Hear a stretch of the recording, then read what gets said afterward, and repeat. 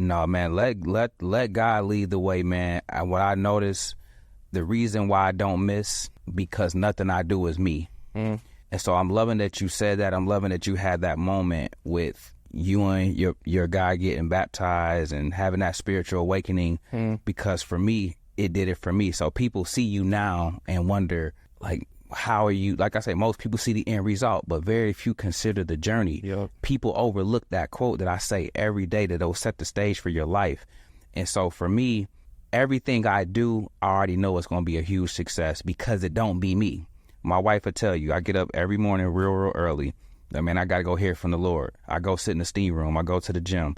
When I lift weights, that's when he talked to me. Chris, do this. So I never miss, because it wasn't my idea. If he tell it to you, it's going to automatically work. You just got to be in position, be plugged in to hear from him, and let him do all of what he's going to do. And when he lead the way, when he do the advancing in your life, you're going to look like, man, how come everything I do go smooth? Yeah. Because when you trying to do it, you superseding what he want to do. But when you let him do it, man, it goes so flawless. And so that's one of my other secrets that I'm sharing with the world today. It ain't me, it's God. And people need to know that, because people will see you but miss the favor that's on your life, thinking, oh, Chris just successful by default. No. That's the Lord blessing me. I'm walking in his grace, I'm walking in his favor. So that's what that be. Yeah, definitely. So growing up, did you grow up very religious? I think you mentioned in your book that you had a friend that kind of introduced you, or kind of you went on your spiritual journey with while you had. Absolutely. Yep. I didn't. My mom and dad took us to church, but like kind of how you said your dad was, like they wasn't overly religious people, and neither were we. But my college roommate, he was on fire for the Lord, but he had a swag about how he was on fire that I could relate to. He wasn't a preachy dude. He was laid back.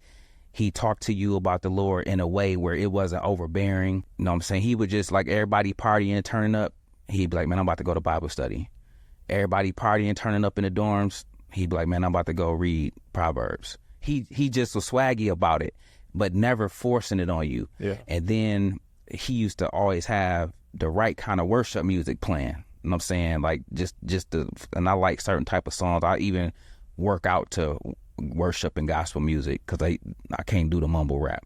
So he used to have solid worship songs playing, and he had a solid swag about the kingdom. And so I'm always who I am, but he showed me, like, man, you can be a man of God and go about it like this. And he was a dope athlete. He played DB as well. Shout out Delando if you happen to see this. But he was just an all around solid guy, but was on fire for the Lord. But it rubbed off on me in a way, and I also was hitting rock bottom too. So it was a good timing too, because sometimes that's when you grow the closest to the Lord, when all your plans that you try to do don't work out.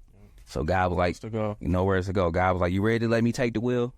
You ready to let me take over now? Yeah. I'm going to take you to the heights. I'm going to make you more successful than everybody at Michigan State. Everybody that you know, I'm going to take you way past all of them in everything. And that's what he did. But I had to surrender. I had to crucify my ego. I had to get to those levels to be fully open so he can use me in that way. Yeah, definitely. I've been trying to get back in my spiritual bag as well. Like, after me and my line brother got baptized, we went to church every Sunday. That was for, the month of May. And then I had to go shoot a podcast at the beginning of, the whole month of April. Mm-hmm. We went. And then in May, I had a podcast, but I've been trying to be consistent with it. But it's hard. It's hard. Yeah. How do you find your time to worship? So it's a part of what we do every Sunday. If we're not traveling, we try to attend worship, not go online, not listen to it on YouTube. We try to be in person worship, but then, we are the church, so it's about how you live too. You ain't got to always be there every Sunday to let how you live be a blessing to people. So, like, loving on people, blessing others. Like, I must always say, my greatest prayer is, Lord, bless me so I can bless others. So I'm just waking up every day either looking to serve or looking to be a blessing to other people. And that's how I start each day. That's how I wake up. Who can I bless today? That's the first thing I think about when I get out the bed.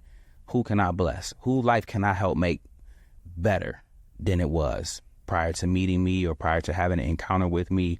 And that's how I go about it. So it ain't just about always going to church, even though that helps because you need to be in fellowship, but it's also about, do people see the God in you when you're out and about? And that's what I hope. And that's what I hope comes through daily in my videos. Or if somebody meet me in real life, they'd be like, man, yeah, it was something different about Chris, man. And so that's what I'm hoping people resonate with.